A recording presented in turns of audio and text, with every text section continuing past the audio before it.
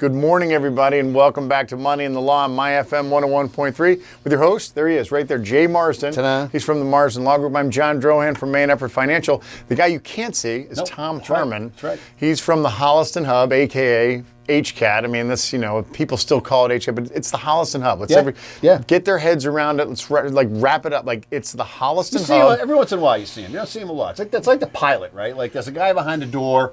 He's supposedly in charge of this big operation. He's going to get this thing off the ground. He's going to steady it in the air. He's going to land it like it's nobody's business. That's Tom. That's Tom, right? And you're not allowed to go in that door. No, not anymore. Closes, you are done. Not in back in the day. Like in the old days, right? Back in the day, you could You're a stick little your kid. head in. Hey, what's up, Captain? Oh yeah, how you guys doing? Right? You guys need anything? You guys need a drink? You good? Timmy Scraps is a boy dog, huh? Yeah.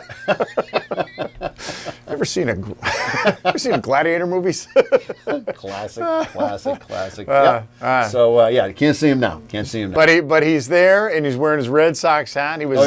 He's fired up. He was wearing the Red Sox hat yesterday pregame. So as you know, we record this show on Wednesdays. Yes. So last night, Tuesday night, was game one of the Yankees Red Sox wild card playoff. Yeah. Tom, I saw him earlier in the day at his Red Sox hat, and he's that guy, right? You know what he is? He's you like 30 years ago, like I'm.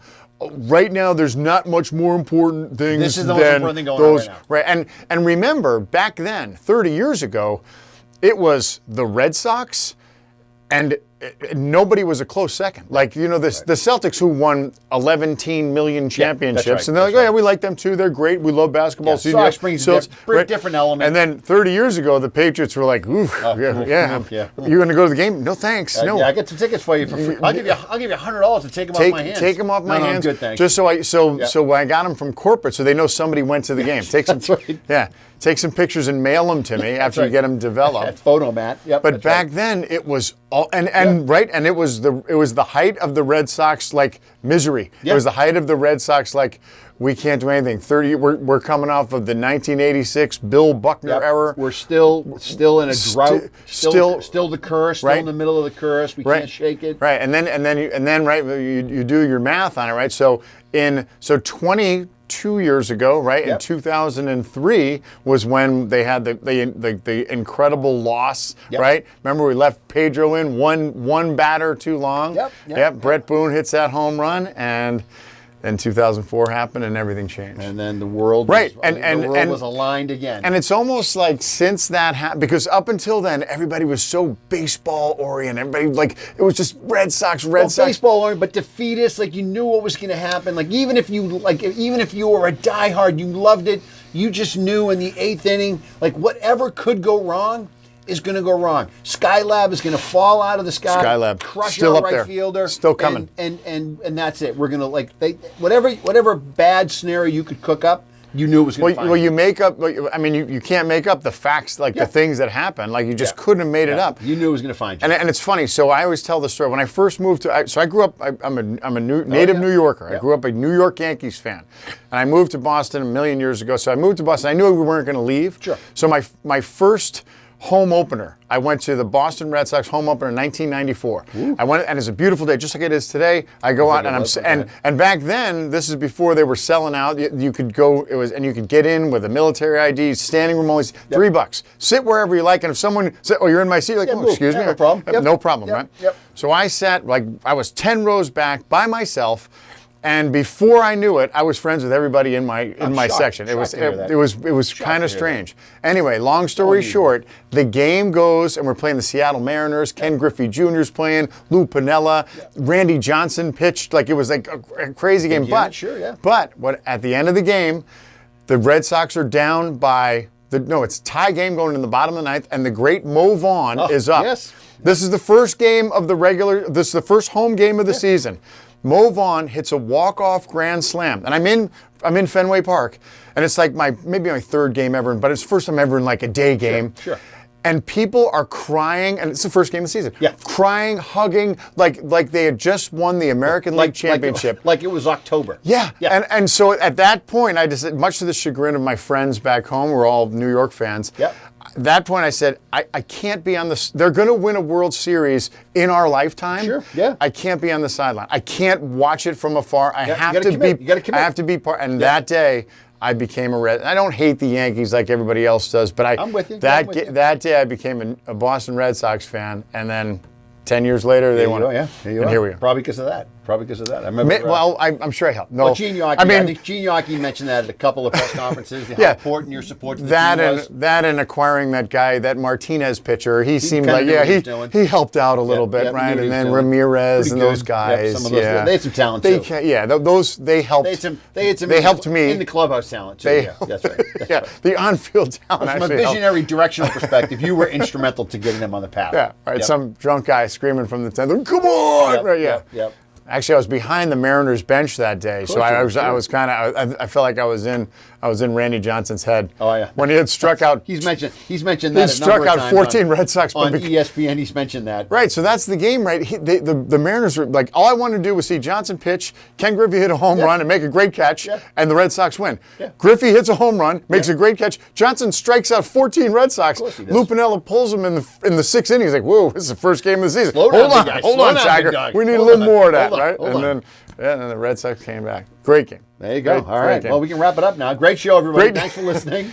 Now let's talk about whether you're going to use a traditional IRA versus a Roth IRA or traditional.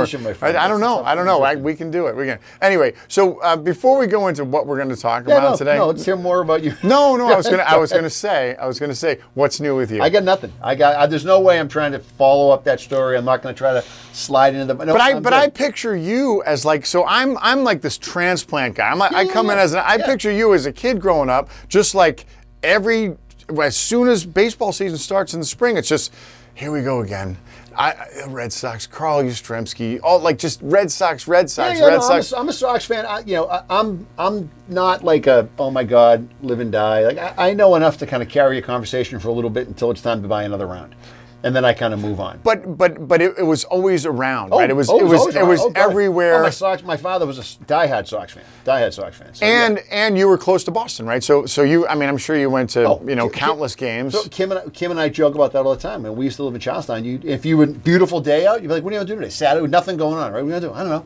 Sox playing? Let's take a look. Oh yeah, Sox playing. Why don't we walk up to? Let's walk up to Kenmore. Yeah. We'll scam a couple of tickets on the sidewalk from a scalper. Easy to do. And we'll roll into a game. Yeah. And you go in and you pay whatever you paid for them, and you win. You watch half the game. You don't. I mean, and even if you weren't going the game, let's just walk up to Fenway. Let's be around there. Let's be around it, right? Go to the Cask and Flag and go to some of the bars in the area. Just kind of take in the drama of what was going on. It was like the festivity of it, and it was easy to take. And it was a cab ride. It was easy. So going was not a huge investment. It was just a very much like.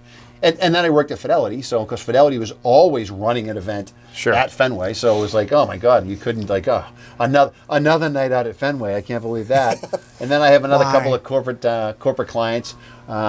One of the events put us in the owner's box one night for a game. Which doesn't hurt. That's a little bit of a different experience. I'm not going to lie. Not unlike the box, the Holliston High School press box. Yes, the girls' varsity soccer. Very similar. Yep, that was a very different experience. And then, like I said, my old man was a fan, so he'd always call me up every once in a while and say, "Hey, I got a couple of tickets. You want to head over to the game?" And I'd say, "Yeah, sure." And I'd meet him in town because he was working over at North Station, so I'd zip over to North Station, and then we'd usually do a little pre-gaming, and then we head over. One night we were going to an early season game, and it was one of those miserable spring New England. Like the season really hasn't. This is going to be fun, yet, but it's kind of half raining, half snowing. Could be sleet, could be pellets, could be. And we're sitting over at the Fours, famous sports bar over by North Station. My old man had a pair of track cleats from his track days at Charlestown High School hanging in the Fours. Of course he did. And so we're sitting over there, and of course he worked over in that area, so he knew all the guys over there. And we're sitting there, and we're having something to eat, and we get a couple of drinks on the bar, and the bartender comes over and he says, "What are you guys up to?" And we said, "Oh, we're heading over to and the game's on TV, right?" He just started. I said, "No, we're heading over to the Sox game." And I'm looking outside, and it is just. It's just miserable, right? It's April. It's April in New England, right? So it's miserable. What could go wrong? And so the bartender comes over again. He's like, "What do you guys want something?" And we're like, "Yeah, maybe we'll have one more drink see if this breaks here in where it's actually my core body temperature is actually going to be okay." And then I never forget it. He walks, and we're like, he's joking with us. He says, "You guys are really going over to the game? That just looks miserable over there." And I said, "Well, we got the tickets. Get father son outing. It's great." Yeah. And at one point, the bartender walks walks over. He takes the tickets off the bar, rips them in half, throws them back on the bar, and says, I just did you a favor. Let me get you guys another couple of beers. And I said, what? Guess we're staying here at the Fours, huh? All right, guess we're taking a cab home. Right, and then you're like, what? I can't believe that happened. I can't believe we can't go Oh, to the my game. God. I mean, it's 34 I can't believe you did that, so bartender. Frustrated. Here's a huge tip Oh, for you. no, Thank right. you very much. Oh, you ruined our night. Oh, we God, were so ready to now go. Now we're going to stay here and watch the game and order another thing of wings. Oh, this is God. terrible. We have to watch the game from here. Yeah. From right here. Yeah. Oh, from a classic Boston sports bar. This is terrible. Oh. So, like I said, I'm not reading the box scores every day. I know enough to be dangerous, and but I'm a fan. I got a fair amount of Red Sox merch that I'll drag around when I go bar hopping, so people know where I'm from. And that's about it. I've got some my main Red Sox merch, which is it's just kind of unfortunate because he kind of went off the deep end. Was I have a Kurt Schilling jersey. Oh, enough with that. Yeah, I got a Schilling jersey. Hang out in the back of number the closet. 38, right? Yep. And it's funny. So not too long ago, maybe like 5 or 6 years ago, I went to a game, and it was a little snug fitting, which I don't know how that. But that's I don't know who ordered this thing, right? It shrinks in the wash. And I went to a game, and I'm there, and I'm like, I don't know if this. I mean, make no mistake about it. All of his politics and his insanity aside, he was a great pitcher, and he could make the argument that he was the difference that kind of put them over the top in 2004. And I think he should go to the Hall of Fame. But anyway, again, that he's kind of dug his own hole with all of the other shenanigans. Created his own challenges. Yeah. Actually, we won't tell any, but Kenny Sawyers has a great Kurt Schilling story from his umpiring days. All right, we'll ask him about it. We'll save this for. And I don't have a ton of sports mentors that I'm like, oh my God, I'm totally over the hill about. But I will say, without a doubt, hands down, one of my all-time favorite sports legends is Ted Williams. Ted Williams. For things that aren't even related necessarily to baseball, just him as a whole person. He's got like everything. He's got his pros and his cons. He's got some challenges. You talk to people, but personally, and he's got a kind of. They said he was a little hard to get in there. Yeah. Kooky family life, a little tough to kind of wrap your hands around on a Happy Father's Day with him. He had his own. They had some things there, but as a person, as a sort of like a true kind of American patriot in his time in the service and what he did as a Marine pilot, and giving up the some quality, like some of the best years of his career for things that he felt were important to him. I just find him just to be an incredible individual, and obviously being a Red Sox, that's even better. As like a representative of the game during that time, and kind of where America was in that time. He was kind of the guy who's like, oh no, I'm in the peak of my career, and I'm going to go fight in World War II. Yep. Which you need me, I'm there. Yep. Yeah, and I'm not going to, and then who knows what's going to happen, right? Sure. But back, you couldn't imagine something like that happening now. No guarantees. No because guarantees, but there are some examples now and again, but not somebody. Tom Brady, for all Tom Brady said, Tom Brady wasn't enlisting in the army. After winning that second Super Bowl. That's right. No. So that's there's a whole bunch of things about him that just I've always just been absolutely in awe of him. And he was pretty good. He knew what he was doing. He knew his way around a baseball diamond. He was pretty good. Yeah, he had a pretty good swing. He pretty relatively good swing. That's right. He made contact. He went to do in the box. Yeah, that's right. Yeah. So.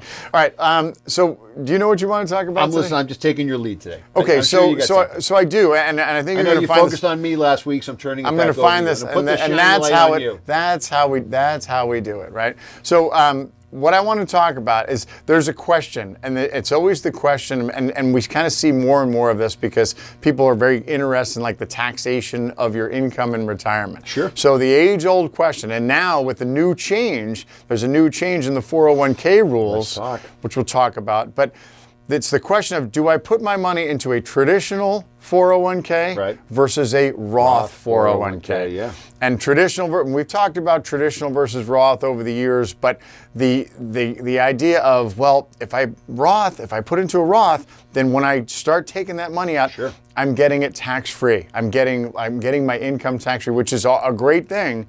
But remember, if I put money into a traditional, then I'm not paying taxes on that money that I'm putting in. Correct. I'm getting that tax. So I'm gonna kind of. You're gonna demystify that. I'm gonna demystify it a little bit. Yeah, I'm gonna kind of clear that up for people without getting too numbery. Okay. Right? You know, we're kind of stay on the top, but without getting too numbery. And we're gonna talk about this thing, which I'm sure you're very familiar with, which is called the effective tax rate. I love it. Versus your tax rate versus your effective tax rate. Two different animals. We're going to talk about that when we come right back. All right, we'll be back and take us out. No, you take us out. All right, we'll be back in a couple of minutes. This is Jay Marsden, Marsden Law Group, John Drow here, Man for Financial, My FM 101.3. Tommy's on the bag. We'll be back in 2 minutes. Don't go far. All right, don't go far. And we're back. My FM 101.3. Jay Marsden with the Marsden Law Group, John Drohan, Main for Financial. Tommy on the bag today. We are talking. We're done talking about the Red Sox, and we're moving on to Roth 401ks and regular 401ks and the taxability factor. I know, equally as exciting as the Red Sox, and that's why we're going to talk about them. Well, that's the thing is tandem. The Red Sox. So if it's Saturday. You guys are listening to this on Saturday right now. Money in the Law. We'll know a lot more. Who knows? We'll know Who a lot knows? more. I mean, this may have not have gone the way we all drew it up. Yeah. So remember, Red Sox took Game 1. We're up 1-0 as we're recording this right now. It's all good. It's all good. All right. So the big question is. When do what do I get? You must get this all the time. We get this all the time. Is like, okay, I have a 401k. Yes. And in my 401k, I have the option to put money into the traditional side. And when we say traditional, all that means is it's pre-tax money. So if I invest $1,000 into my 401k at a given time, in like let's say in a month, I invest $1,000 into my 401k, then that is. Those $1,000, I'm not paying taxes on them. You have not paid taxes yet on that money. Nope, I haven't. Before Uncle Sam takes their slice. Right. So let's say if I make $3,000 in a month and I put $1,000 towards my 401k, yep. I'm only paying taxes on $2,000. Correct. You understand that math? Yep. 3 minus 1 makes 2. Got it. All right. So I'm only paying taxes. So that means it lowers the taxes that I'm paying for this tax year. Sure. Right. So now. In the case of a Roth 401k or a Roth IRA, same thing, or not the same thing, but the Roth concept. Yep. What happens if I want to put $1,000 into that Roth IRA? That's after-tax money. Correct. So if I make $3,000 and I want to put $1,000 into that Roth IRA, I am getting taxed on $3,000 as opposed to $2,000. That's a different. That's a significant. So one, I'm paying 1/3 more in taxes than I would if I was doing a traditional 401k. So now, the debate is. And then when you pull money out. Right. So remember when I take money out of the traditional IRA or the traditional 401k, I've never paid taxes on any of that money. Yep. Any of the money I put in, nor any of the money that has, with luck, accumulated over time. When I go to take that money out, it's taxed as income. It's as taxed as if I was getting a paycheck from working, at Billy Bob's barbershop or wherever I worked, sure. Right? So now the difference is with the Roth 401k, remember I paid taxes on all the money I put in. Yep. And the kicker that they give you is that any money that's accumulated with luck over time in that Roth 401k, when I take it out, I'm paying taxes on none of it. Yep. None of it. Free money. Yep. So that's fun, right? That's fun. And when you start talking about your effective tax rate, you start talking about like down the road when you're in retirement, if I can, everybody kind of want to pay less taxes. Sure. If I'm taking money from a Roth versus a traditional, then guess what? I'm paying less taxes. You darn right I am. However, what people kind of lose sight of and what people don't really understand is the idea of when I put money into a traditional IRA, I'm reducing my taxable income. When I'm reducing my taxable income, I'm not paying taxes this year. And when you start thinking about it, especially with kind of higher income earners, yep. Let's say I put $5,000 into let's say I put $30,000, which is the max that I can put if I'm sure. over the age of 50. I put $30,000 into my 401k for that year, then that's $30,000 less than I'm not paying tax on. But it's $30,000 at my tax rate right now. Yep. Right? So $30,000 at my effective tax rate, which if I make over $300,000, my effective tax rate is upwards of 18 or 20%. Sure. So that's what I'm saving on, right? Yep. That's what I'm saving on. So that's real money. That's real money. That's $30,000 less that 20% tax. That's a real savings right now. Now, when I go over to the other side, and when I go to take money out of that 401k, Yep. down in my retirement, Yep. I'm taking it out. But remember, the first money that I take out, and we're talking about how the tax brackets work. Sure. The first money I take out isn't taxed. And then I go to the next level. I have my tax brackets right here. I go to the next level, right? So it's everything as you draw money, as you draw income, the way the U.S. tax brackets work, you bump in. Is that I bump up. So for instance, if I'm married filing jointly, the first up to $30,000, it's a 0% tax. 10% tax. Anything up to $96,000 after that 30, I'm paying 12%. So it's not like if someone says, "Oh, you're in the 37 tax bracket." Right. 37 is not what's applied to every dollar that you pull out Exactly. of that IRA. Exactly. So use that example. So when based on that bracket, if you pull out, as I'm drawing $100,000, my $100,000 that I'm taking, I'm not taking that out and paying 24% taxes on it. Right. However, when I put that $100,000 in way back when I was accumulating money in my 401k, guess what I get it deduct at? 24%. Yeah. So again, a lot of numbers, but the bottom line is, there's the ability to put money and save money for taxes now, and there's always the question of, and you probably get this as well. They're like, okay, well, what's the cutoff? Like, what's the rule of thumb? Like, how much money do I have to make? Everyone's looking for a break even, or they're looking for a very bright line about how this is going to work. But what you're suggesting, if I'm hearing you correctly, conceptually, you're saying, look, you're getting a much bigger tax break going in on the traditional side.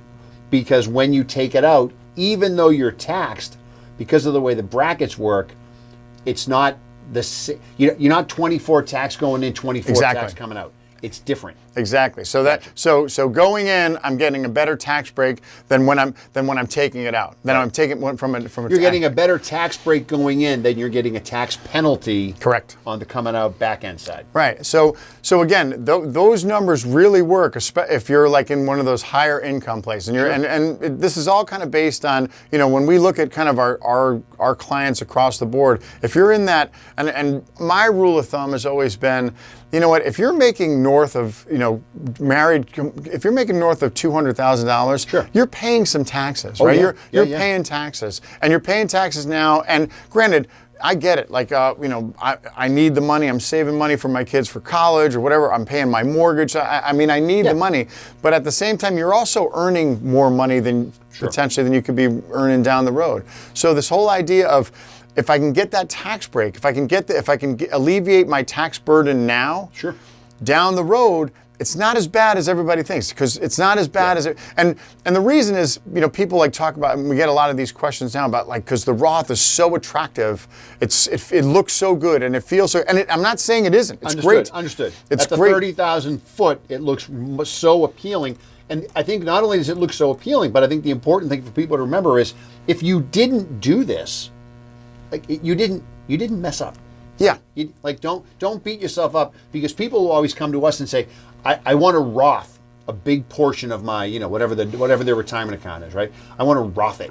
And you think, I didn't realize that was a verb, but yeah. No, it is. Yeah. I mean, they come in, they go, I want to Roth some. Well, they want to convert it, right? That's They want right. to convert. That's They right. want to do a Roth conversion. We're going to talk about that. Yeah. No. Go ahead. No. So the idea is you do a Roth conversion now, right? Using this scenario right here, in the rate or the bracket that you're in right now.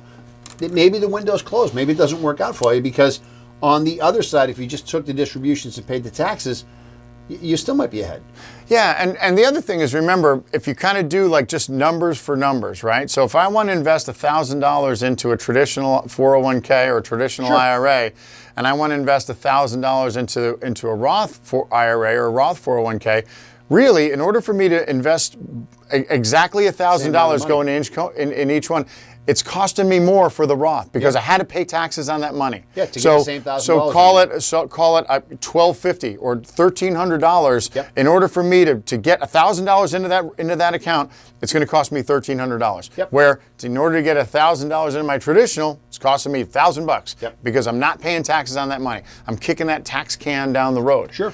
So if you kind of just add up those numbers, right? And if I took, $1,000 versus $1,300, or you could say $1,000 less $300. Yep. So when it's all said and done, it's really only $700. I'm gonna have. I could theoretically have more money in my taxable account, in my qualified pre-tax account.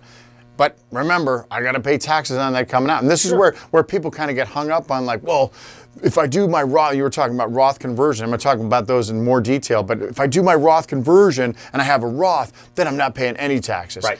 And make no mistake about it, that's going to be extraordinarily valuable for you down the road. However, when you add the numbers up, when you look at it kind of from like the strategic long-term planning, sure. There's a very strong argument. Again, there's all other factors that also play into this. Well, I think the idea is that it might be more of a wash than you realize. I think that's probably I think that's part of the messaging, right? Like, okay, it might not be worth it to jump through all those hoops. You really got to think through it more than on a very superficial. To your point, it's not 24 going in, 24 coming out. You're gonna, are you gonna work in retirement? What's your income gonna look like? Is it just gonna be Social Security? How much money does your spouse make? Is your spouse gonna work in retirement? And using the examples that you've given, if you're somebody who's in a higher income bracket now, there's a pretty good chance that you're not gonna work in retirement, right? There's a pretty good chance that if you've put away a sizable amount of money in your regular IRA, not the Roth IRA, that money coming out is all going to be subject to the bands of the tax code, that it's not as painful as you think it's going to be on the back end. Right, and you brought up a good point.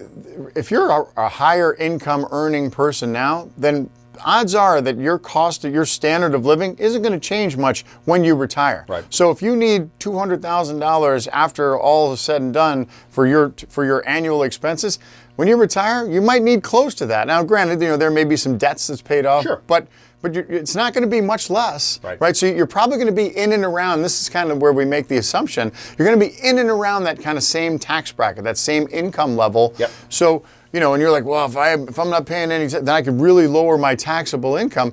You sure can, but at the same time, your taxable income might not be, like you said, it might not be as bad as you think on the end. And this is one of the things we always say. We say, look, don't let taxes wag the dog. It's always been kind of one of our, don't let taxes wag the dog. But if you want to let taxes wag the dog and you want to really get down and get into the nitty gritty of the taxes, the numbers play out. The numbers play out where you can say, look, if you make $300,000 a year and you're maxing out your 401k into a traditional, then all of the tax based on the tax code now, and again, the taxes change and all that stuff. But if I use 2025 tax code now, when I take that money out, my effective tax rate, when it boils down to when I apply all of the different brackets, my effective tax rate isn't 27%. No, maybe 10.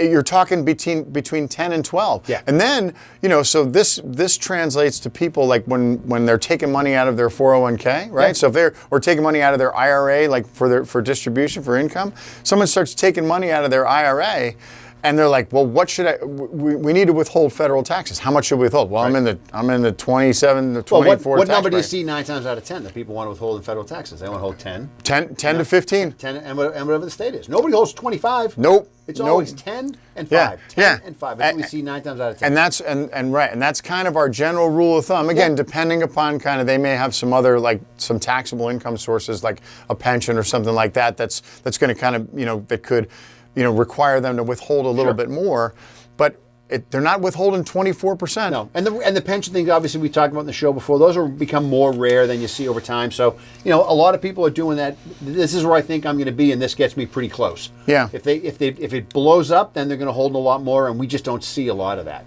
Yeah. So the kind of the main thing to take away from is that when you talk about traditional IRA, the ability to defer taxes now at a rate that you're at now is extraordinarily valuable. And then remember, when you're taking that money out of it, yes, you're paying taxes on it, sure. But in theory, you could have a higher number that you're taking taxes from than from the Roth alternative. And B, you're because of what you're taking out on a regular basis or on an annual basis, you're not taking out $1 million in a year, right? That's so right. you're not kicking yourself up into that much higher tax You're bracket. taking it usually an RMD, right, which is going to be 5% of the value of your account, usually right in and around the first year. And so you work from there. So if you get $1 million IRA, you're looking at about a $50,000 distribution, and you can look at the tax brackets and say, all right, what am I really looking at from a tax bite here? And it might be surprisingly not that bad. Yeah, and so when we say, when our firm and when Jay talks about saying like don't let taxes wag the dog, it's not that we're ignoring it. No. It's not. I mean, we've looked at that. Sure. And if your planner is doing their job, they're looking at that, and they're looking at that very closely. Sure. And they're understanding like, yeah, you know what? You're going to pay tax. Everybody's got to pay taxes. And everybody wants to. We want to reduce as much tax as we can to pay. However, we're not going to do it at the expense of being able to put you in a much better position. Right. For when exactly you do retire. All right. Go. We'll take a quick break. I was going to say just the other part of this is I do want to highlight for people, if for any number of reasons the Roth thing just kind of never made it into your planning, it's important to not look back and treat your financial efforts to kind of get yourself to retirement as a failure because you never jumped in on that, and all of a sudden you want to try to play catch up with this Roth conversion piece of the puzzle, because it just might not be as necessary or necessary at all compared to what you've already done. And I think that's important because we talk a lot about investor, sort of psychology and mentality, and we just tell people, look, you don't want to go into retirement feeling like I saved all this money in my retirement account, I did it wrong. But I did it wrong. If I had done it in a Roth, I'd feel, and by the way, we've joked about this in the show before, you are going to be sitting poolside with somebody who, for any number of reasons, has converted everything into this, a Roth. right? Yeah. And they're going to be bragging about how they don't have to pay any taxes and blah, blah, blah, blah, blah. So this gives you fuel to tell them to zip it, because you really don't want to hear that, because you were just as successful as they were. So it's not this whole idea of I missed the boat, something was out there that I didn't take advantage of. It's really, the numbers are really important on this to see if it's even an issue. All right, that's a great segue. We're going to take a quick break. We're going to come back. We're going to talk about that Roth conversion and exactly the mechanics of the Roth conversion and what the cost is that a lot of people kind of they don't really understand. Correct. And then when they do, they're like, ooh, maybe it's not worth. Maybe it's not for me, or maybe it's not as good as it sounds. Doesn't sound as appealing. Yeah. All right. Yep. Don't go away. We'll be right back on Money and Law, My FM 101.3 in the Holliston Hub.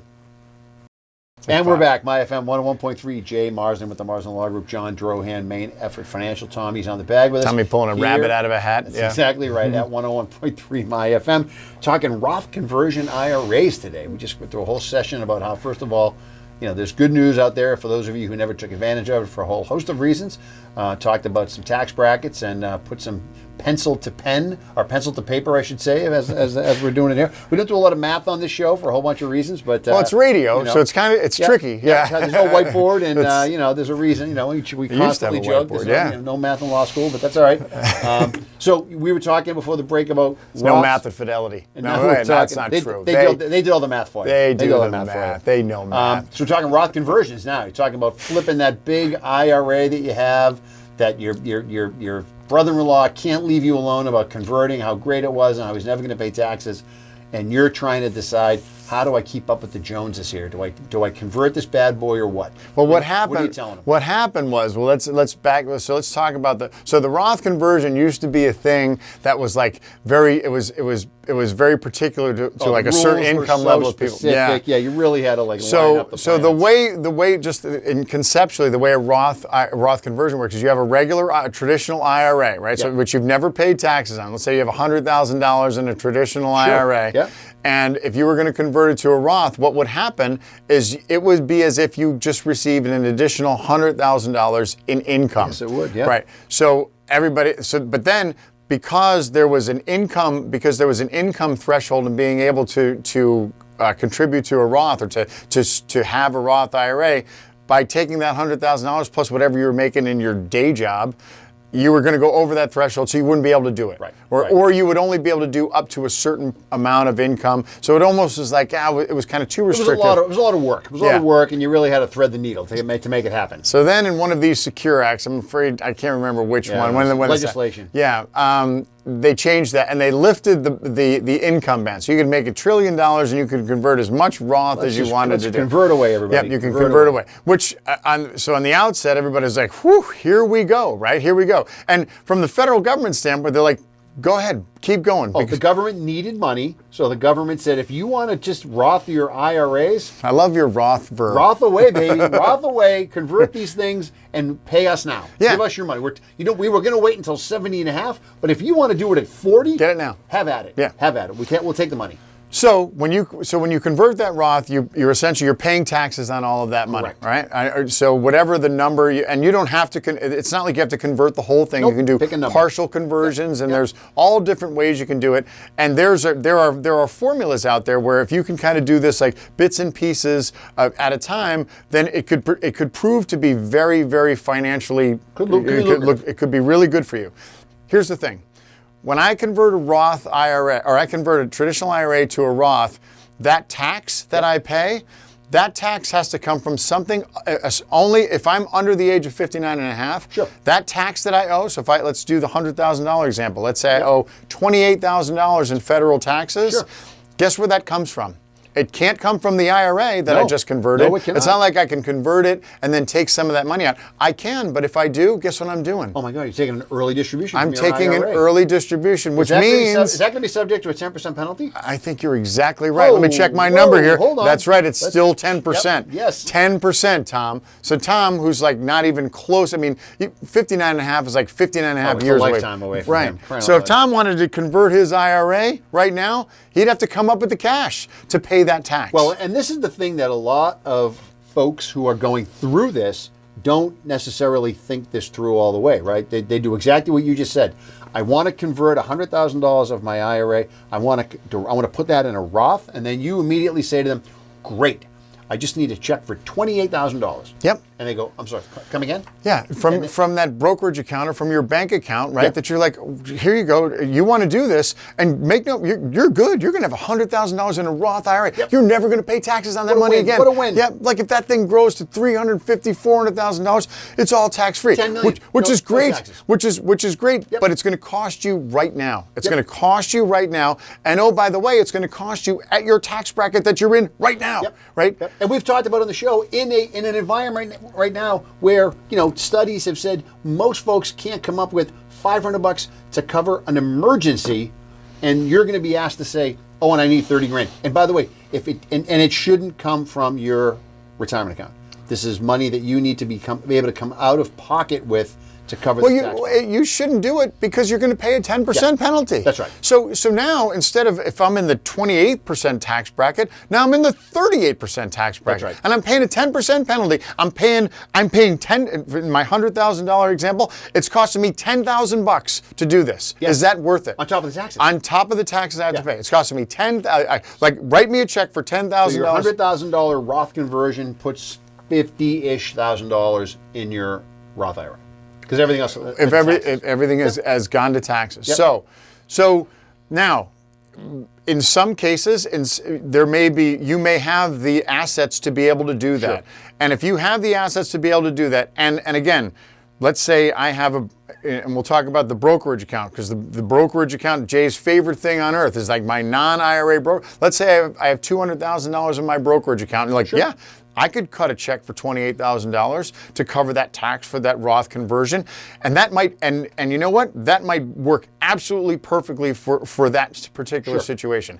However, remember, the brokerage account is already been taxed, right? Yep. That account is already, so when I take money out of that, that's a different tax. There's a different taxation that goes along with that brokerage account. Gain tax on whatever you're taking it out of, assuming it's But not it's not income tax, right? But it's not income tax. No, but that's right. So my brokerage account is going to generate generate some taxes that I'm required, but it's not the same thing as taking money out of an IRA where I'm paying income tax no matter what.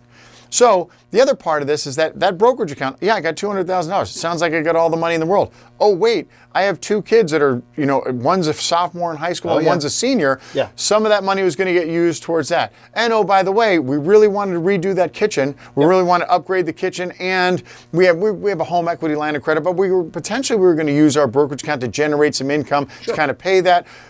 this, and then we need the roof, and then cars on its way out. and we need a down payment for a new car. Yep. All of a sudden, that $200,000 turns into $82,000, Yep.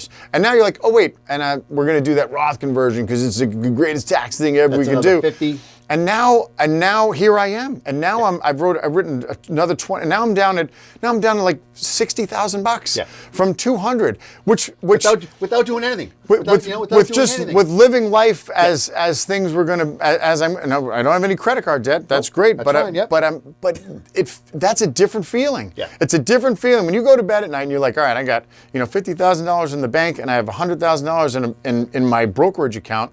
That's a different feeling than if I have $10,000 in the bank and where I used to have that money and now I have $35,000. Before you went to bed, you had a $100,000 retirement account and 200 something in the brokerage account. You're feeling pretty good, and then all of a sudden, just to move this 100 over here, assuming you came out of pocket with it, now you're down to 80. Yeah, and we're going to make that as for a Roth conversion. We're going to make that assumption. You're coming out of pocket with it because if you're doing it any other way, you're stupid. Yeah, you're not doing it.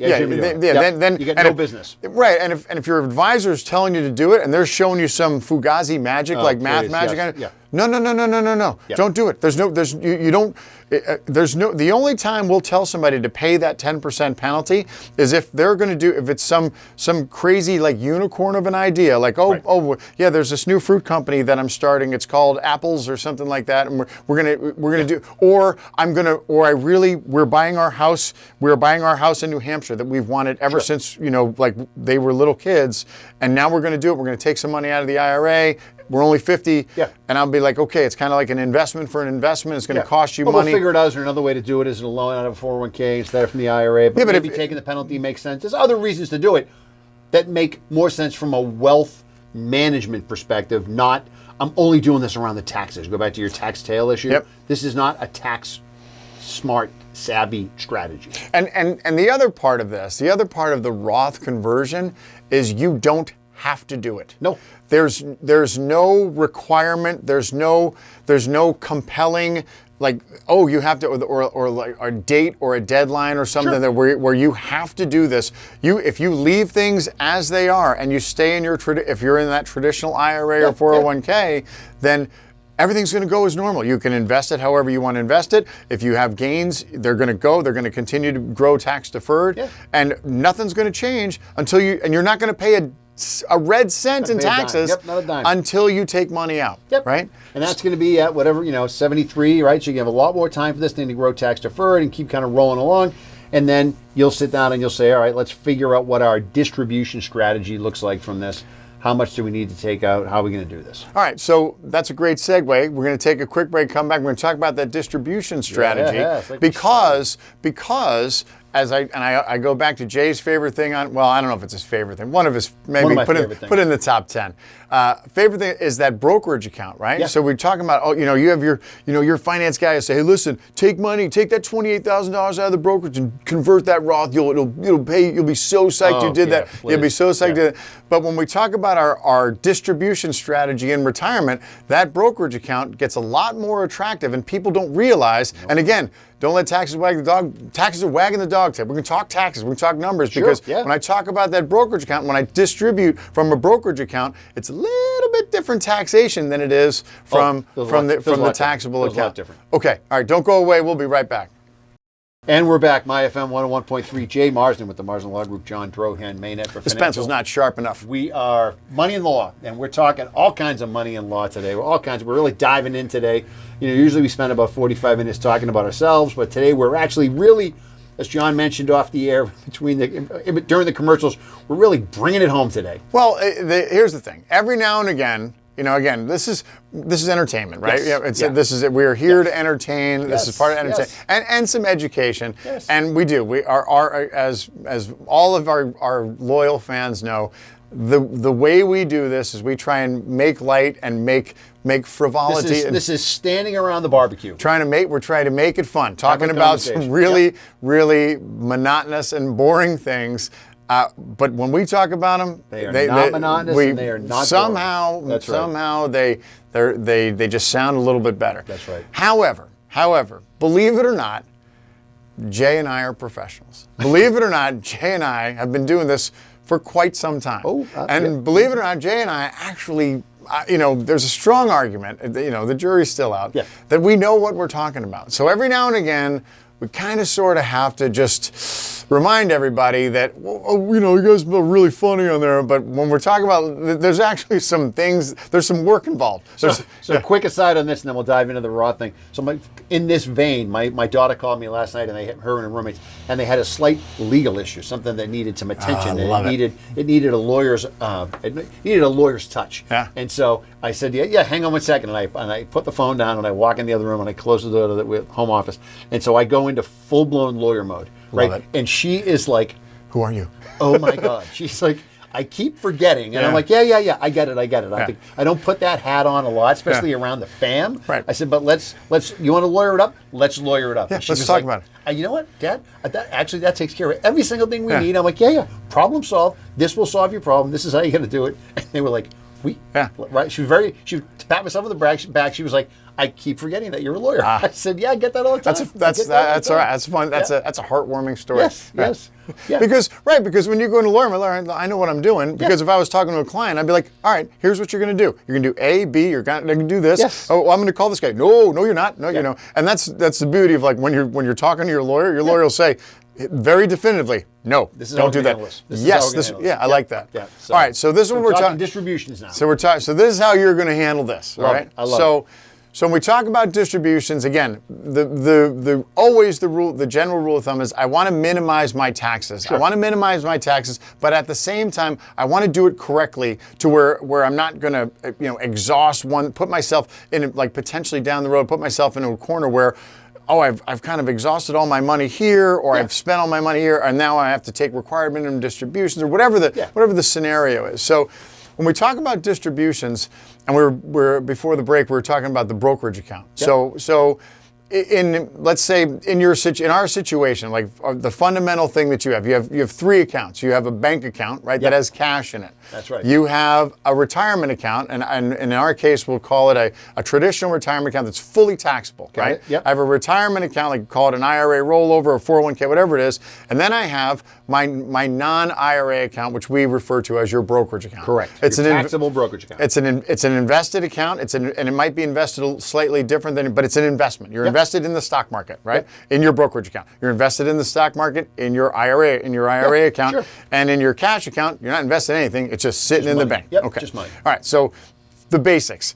Money in the bank. Let's say for this example, I want you to have $50,000 in your bank account. That's your operating account. That's your savings account. Well, I'm saying that's money in, money out. That's the account. There's nothing assigned to that account. Correct. That's $50,000 that you're going to spend it someday for something. You may going to use it for vacation. But what that $50,000 does, 2 things. One, it keeps you out of credit card debt. So when you have to buy your plane tickets to go to, some island in Florida, you go do that and you buy it and you put it on your credit card and then you pay that off with your cash in your account. Debt. And I don't have any credit card debt. The second thing it does is it allows me to not have to take that same plane money out of either my brokerage account or my IRA account. Correct. So that's kind of my flexible money that I can I'm not counting on that for income is the important thing. Sure. However, the other 2, that's where I'm drawing my income from. Yes. And I may have other income sources as well. I may have Social Security, I may have a pension, I may have a job. I may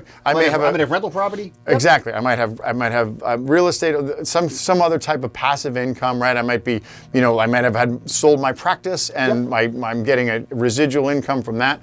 But I'm taking money out of those 2 accounts. Now, remember we talked about the traditional IRA. Yes. Fully taxable. Everything I take out of that thing is coming out. It's taxed as income. Now my brokerage account, that's a little bit different.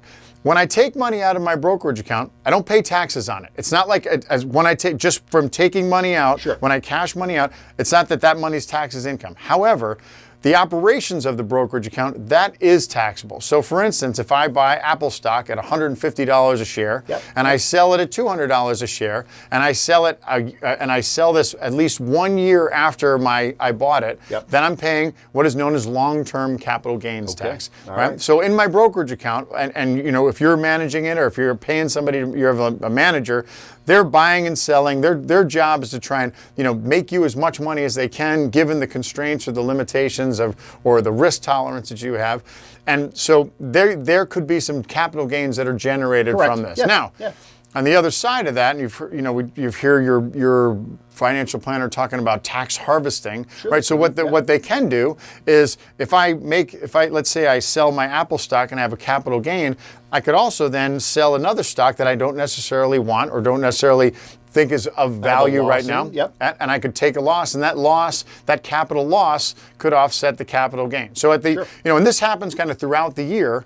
Throughout your taxable year. So at the end of the year, we're trying to minimize the amount of taxable gains, capital gains that you have to pay taxes on. Now, sometimes you can't help it. Sometimes it's time to sell something. You have a great year where everything's going up, and it's time to pay. It's time to pay capital gains tax, and that's all taken into consideration. But it's a different tax. And depending upon what your income level is, it could be either 15% or 20%. Whereas from your income tax, that's a different tax bracket. From your IRA, it's a different tax bracket. The other thing that your brokerage account generates dividends. Yes, it right? do. So your dividends are taxed in different ways as well, depending upon whether they're qualified or non-qualified dividends. So theoretically, you could have money. Your brokerage account could generate some income and could generate money, but that's taxed differently than is the money that's taken out of your IRA. Right. So, without getting too detailed in the numbers, when we start talking about distributions, we say, okay, look, starting with the IRA, how much money, if I take the money out of this IRA and I want to stay like underneath a certain threshold, let's say I want to stay underneath the 18% threshold. What's the number that I take out of how much money can I take out of this IRA per year? And I look at that and we say, okay, that puts us at this tax bracket and that puts us at this effective tax rate, right? So we talk about the effective tax rate of your retirement account. You're not paying, I make $300,000 a year, I'm in a 28% tax bracket. You're not paying 28% on those taxes. Nope, not on the IRA distribution. So we look at that, taxable account and say, all right, here's how much we want to take out of this, which will set us at this tax bracket. And then we look at the brokerage account and say, okay, what do we need to make that delta? And then looking at kind of what the capital gains tax are, and again, the capital gains will change from year to year, and looking at what the dividend tax is. And again, we do get some breaks on some of the dividend on the taxation of the dividends as well. And then you also get, and then remember, this is all well and good because then you take those numbers and you file your taxes, right? So remember, you have your standard deduction in your taxes. So the ability to deduct, or you may do itemized deductions as well.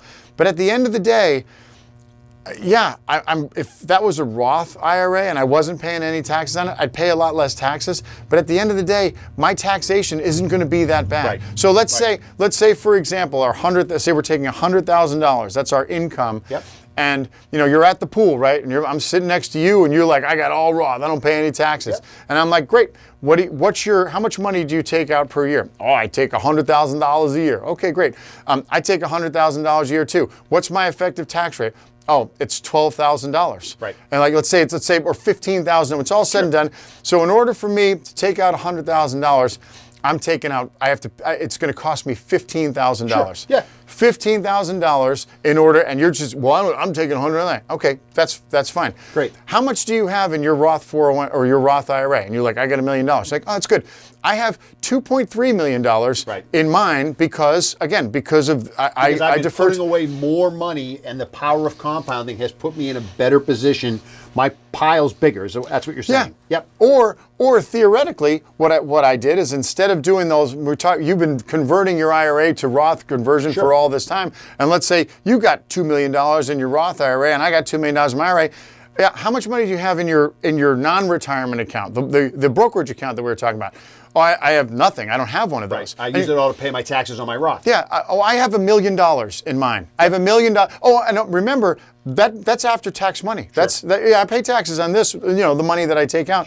But I have money in that I could, if I wanted to write a check for $100,000, I'm not paying taxes on that. No taxes. There you go. I'm going to write $100,000. And I'm going to go buy that boat that that you're selling, right? That you have to take it. Oh yeah, take it. So now your million. By the way, you use an idea of saying, hey, in my regular traditional IRA, you have $1 million and everything is taxable. Everything is tax free that you take out of it. I have $2.3 million and it's all traditional IRA. And guess what? If the market goes up 10%, it's going up 10% on your different number. 900, and it's going up 10% on my 2.2 million. Yeah. So what's going on there, right? Like, I'm starting to outpace the need for any of this money because the pile is growing exponentially. Yeah, and don't get me wrong, I get it. Like, you're not paying any taxes. You know what? You're not paying that $15,000 in taxes just to get that same money. Yep. But you know what? I'll pay that $15,000 in taxes for the next 50 years, and I'm still going to have more money than you. That's right. So again, this isn't like this. Oh, this is exactly how it Well, always this isn't works. about me versus you, but it turns into this sometimes. And so we tell people all the time, you need to understand your situation as it's specific to you, and you need to understand the decisions that you either have made or that you've been sort of guided to or advised to make, because you can't. The noise will get in your head, and you can't do that. You really have to understand, I made these decisions, these were conscious decisions, and they put me in a really good position. There's always somebody who's better off. There's always somebody who has or is in a different situation, or a $20 million Roth IRA for a whole host of reasons. They bought a bunch of money in the private equity market and it went through the roof, and they get all that's a different story. This is just talking about, are you happy with your plan? Yeah. Does your plan make sense for you? Yeah, That's if what this is all about. I inherit $5 million and they say, wow, I got $5 million, I could do something with it. Well, I want to retire early. So you know what, I'm going to convert, all of my retirement accounts to Roths. Yep. Because then I'm going to pay a whole lot less taxes. Yeah. And you know what? This is found money that my tax I'm going to pay. I may have the ability to do that. Sure. But at the end of the day, again, Jay's point is 100% correct. It's all dependent upon your own specific situation. Right. And when you make those decisions, understand why you're doing something or why you're not doing something. Yep. And that's where it's always good to get like a second opinion. All right. You do you. That's the message. You do you. You do you. You do you. All right. So maybe the Red Sox have advanced in the playoffs. Maybe they haven't. We will find out. A little playoff baseball. All right. On behalf of Jay Marsden from the Marsden Law Group, I'm John Droyan, Tom Harmon from Hollis & Hub. See everybody next time on My FM 101.3, Money and the Law. Be good.